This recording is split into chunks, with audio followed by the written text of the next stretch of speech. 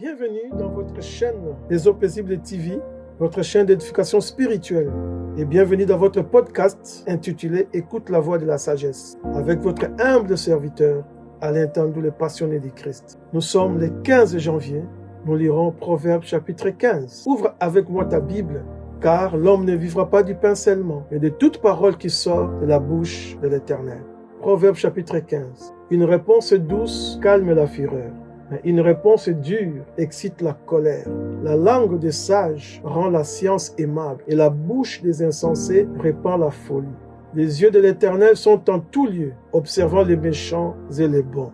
La langue douce est un arbre de vie, mais la langue perverse brise l'âme. L'insensé dédaigne l'instruction de son père, mais celui qui a égard à la réprimande agit avec prudence. Il y a grande abondance dans la maison du juste, mais il y a du trouble dans les profits du méchant. Les lèvres des sages répandent la science, mais le cœur des insensés n'est pas droit. Les sacrifices des méchants est en horreur à l'Éternel, mais la prière des hommes droits lui est agréable.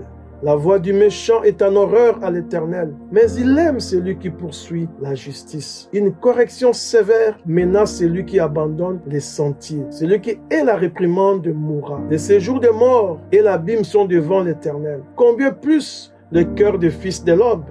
Les moqueurs n'aiment pas qu'on les reprenne. Il ne va pas vers les sages. Un cœur joyeux rend le visage serein, mais le cœur est triste. Mais quand un cœur joyeux rend le visage serein, mais quand le cœur est triste, l'esprit est abattu. Un cœur intelligent cherche la science, mais la bouche des insensés se plaît à la folie.